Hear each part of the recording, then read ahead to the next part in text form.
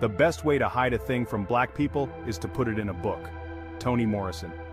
We've all heard about colonialism, right? The stories of foreign powers coming to Africa, imposing their rule and exploiting the land and its people.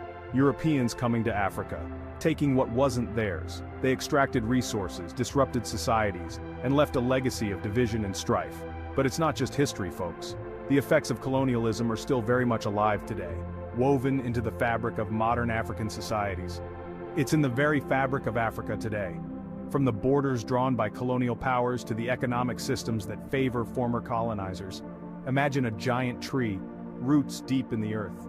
This tree represents Africa, rich in culture and history. Colonialism, that's like someone hacking away at the trunk, taking the strongest branches. The tree is left weakened, struggling to grow. The tree survives, but it's forever changed. That's Africa, scarred, yes, but still standing tall, still growing. Despite the exploitation, the spirit of resilience and hope remains unbroken. Let's talk history, but not the boring kind. Let's dive into the stories that shaped continents and changed lives forever. I'm talking about the Berlin Conference, 1884, a pivotal moment that altered the course of African history.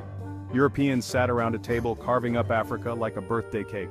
Imagine the audacity, deciding the fate of an entire continent without any African voices present. They drew lines on a map, splitting tribes, ignoring cultures. These arbitrary borders still haunt Africa today, creating divisions that never existed before. Think about that. Deciding the fate of millions based on their own greed. It was a scramble for resources, power, and dominance. This wasn't about helping Africa, it was about control. Colonial powers imposed their will, exploiting the land and its people. Resources, land, labor, all for the taking. Gold, diamonds, rubber. The wealth of Africa was siphoned away. And what did Africa get in return? Generations of struggle. The legacy of colonization left deep scars, economic hardships, and social upheaval. Countries built on artificial borders, economies rigged to benefit the colonizers. These borders often split families and communities, leading to conflicts and wars. African historian. But here's the thing about history. It's a teacher, not a jailer. It's not an excuse to stay down. It's a lesson, a motivation to rise above the past. It's a reminder to rise up stronger than before. Africa is not defined by its colonial past, but by its resilience and potential for a brighter future. Colonialism wasn't just about taking stuff, it was about control. They made Africa dependent on them for almost everything. Forced to grow cash crops instead of food, buy European goods, follow their rules. African farmers had no choice but to abandon their traditional farming methods. It's like teaching a man to fish, but then taking away his fishing rod and selling him one at an outrageous price. The dependency was meticulously crafted. He's stuck, reliant on you. This created a cycle of dependency that was hard to break. Economists, even today, many African countries are trapped in this cycle. The legacy of colonialism still haunts their economies. Debt, unfair trade deals, and economic policies that favor the former colonizers. It's like colonialism never left. The chains of dependence are still very much present, but change is brewing, my friends. Africa is waking up. The new generation is determined to break these chains and reclaim their independence. The legacy of colonialism isn't just economic, it's personal. It's in the languages we speak, the education systems we inherit, even the way we see ourselves.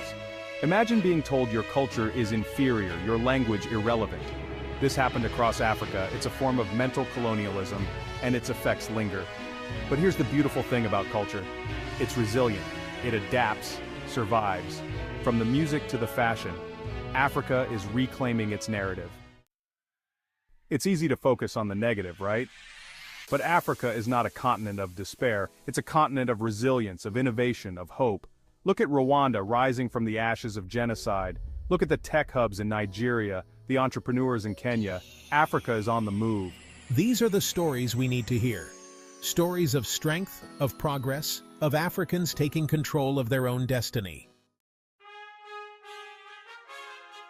The journey isn't over, challenges remain, but the spirit of Africa, that indomitable spirit, it can't be broken. We need to acknowledge the past, learn from it, but not be defined by it. Africa's future is bright, filled with possibility. So let's celebrate the resilience, amplify the voices of hope, and support the rise of a continent. Because Africa's success is the world's success. It's time to write a new chapter, together. Please like, share, and subscribe to our channel and be notified when we post.